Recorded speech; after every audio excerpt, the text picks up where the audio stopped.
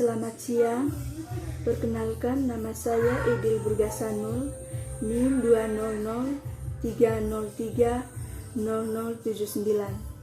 kelas C semester 2, jurusan Sosiologi. Baik, pada kesempatan ini saya akan mempresentasikan hasil review buku saya tentang bagaimana prinsip sosiologi komunikasi, karya Bungin Burhan. Mata kuliah Sosiologi Komunikasi. A. Latar belakang. Komunikasi dan sosiologi merupakan dua hal yang saling keterkaitan. Sosiologi merupakan ilmu pengetahuan yang telah lama berkembang, sedangkan komunikasi merupakan proses interaksi yang berada dalam kajian sosiologi.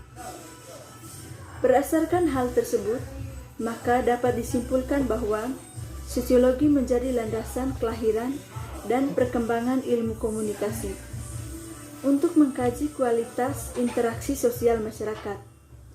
Pengaruh sosiologi terhadap komunikasi dalam kehidupan bermasyarakat menghasilkan sebuah sub ilmu kajian yang dinamakan sebagai sosiologi komunikasi.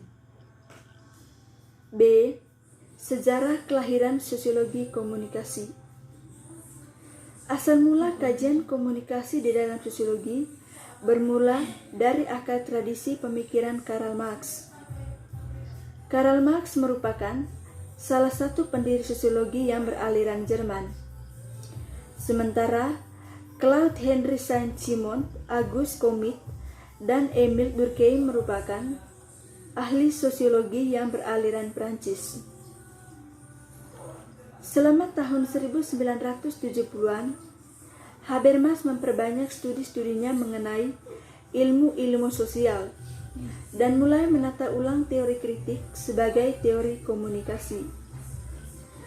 Tahap kunci dari perkembangan ini termuat dalam kumpulan studi yang ditulis bersama Niklas Luhmann.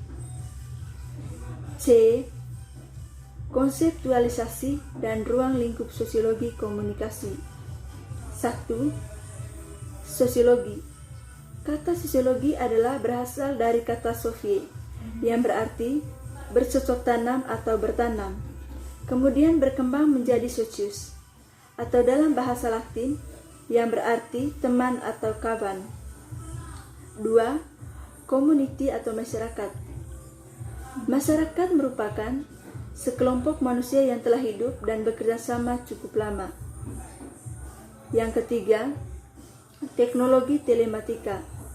Istilah teknologi telematika atau telekomunikasi media informatika berasal dari istilah teknologi informasi atau information technology. Istilah ini mulai populer di akhir decenni 70-an. Yang keempat, communication atau komunikasi. Communication lingkup yang menyangkut persoalan-persoalan yang terkait dengan substansi interaksi sosial orang-orang dalam masyarakat, termasuk komunikasi yang dilakukan secara langsung maupun dengan menggunakan media komunikasi. Yang kelima, sosiologi komunikasi. Sosiologi komunikasi adalah cabang dari ilmu sosiologi yang khusus mempelajari proses komunikasi dalam masyarakat atau interaksi sosial. Atau sosiologi berkomunikasi adalah komunikasi yang terjadi dalam kehidupan masyarakat, baik komunikasi yang terjadi dalam masyarakat perkotaan maupun masyarakat pedesaan. Komunikasi massa dan efeknya yang terjadi antara masyarakat yang berbeda budaya. Hubungan antara komunikasi dan perubahan sosial, serta pembangunan bagi masyarakat, serta teknologi komunikasi yang berkembang dalam kehidupan masyarakat dan efeknya bagi masyarakat itu sendiri. D. Ranah sosiologi komunikasi. Sosiologi komunikasi adalah kajian sosiologi dan komunikasi seperti individu, kelompok, masyarakat, dunia, dan interaksinya. Ranah sosiologi komunikasi berada pada wilayah individu, kelompok masyarakat, dan sistem dunia. Ranah ini bersentuhan dengan wilayah lain seperti teknologi telematika, komunikasi, proses interaksi sosial, serta budaya kosmopolitan. Objek sosiologi komunikasi. Setiap bidang ilmu dalam rumpun ilmu-ilmu sosial memiliki objek kajian formal yang sama, yaitu manusia. Manusia adalah objek yang tidak pernah habis dibahas dari berbagai aspek dan sudut pandang dalam konteks mikro-makro, fisik, metafisika, bahkan dalam konteks spiritualnya. Objek formal manusia yang dimaksud adalah dalam konteks individu, kelompok, masyarakat dunia, serta aspek-aspek sosiologis yang mengintarinya. Kompleksitas sosiologi komunikasi. Studi sosiologi komunikasi bersifat interdisipliner. Artinya, sosiologi tidak saja membatasi diri pada persoalan komunikasi dan seluk-beluknya, tetapi juga membuka diri pada kontribusi disiplin ilmu yang lainnya seiring dengan perkembangan masyarakat dan kemajuan zaman. Karena bersentuhan langsung dan berbagai disiplin ilmu, maka studi sosiologi komunikasi menjadi rumit atau kompleks. Kesimpulan. 1. Konsep-konsep penting yang berhubungan dengan sosiologi komunikasi adalah konsep sosiologi, masyarakat dan komunikasi, dan teknologi telematika. 2. Kehidupan masyarakat. Kehidupan masyarakat merupakan objek pengamatan sosiologi yang masuk dalam rumpun ilmu sosial.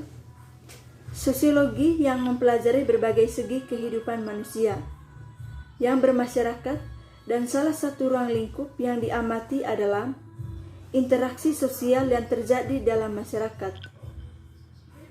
Inti dari interaksi sosial adalah komunikasi. Karenanya, muncul kekuasaan dalam sosiologi yang dinamakan sosiologi komunikasi, yaitu ilmu yang mempelajari atau menganalisa komunikasi dari sisi sosiologis. 3. Kompleksitas sosiologi komunikasi selain bersifat interdisipliner dan terbuka terhadap sumbangan disiplin ilmu lain seperti budaya, ekonomi, agama, hukum negara sampai pada teknologi. Yang keempat, objek sosiologi komunikasi adalah manusia yang menekankan pada aspek aktivitas manusia sebagai makhluk sosial yang melakukan aktivitas sosiologis, yaitu aspek sosial dan komunikasi. Aspek ini merupakan aspek dominan dalam kehidupan manusia bersama orang lain. Aspek lainnya adalah telematika dan realitasnya. Yang kelima, kompleksitas sosiologi komunikasi selain bersifat interdisipliner dan terbuka terhadap sumbangan disiplin ilmu lainnya seperti budaya, ekonomi, agama, hukum negara, sampai pada teknologi. Yang keenam, gagasan-gagasan perspektif sosiologi komunikasi telah ada bersamaan dengan lahirnya sosiologi itu sendiri, baik dalam perspektif struktural, fungsional, maupun dalam perspektif konflik. Yang ketujuh, sosiologi mempelajari berbagai segi kehidupan manusia yang bermasyarakat, dan salah satu ruang lingkup yang diamati adalah interaksi sosial yang terjadi dalam masyarakat. Yang kedelapan, objek sosiologi komunikasi adalah manusia yang menekankan pada aspek aktivitas manusia sebagai makhluk sosial yang melakukan aktivitas sosiologis, yaitu aspek sosial dan komunikasi. Aspek ini merupakan aspek dominan dalam kehidupan manusia bersama dengan orang lain. Aspek lainnya adalah telematika dan realitasnya. Baik, sekian dan terima kasih.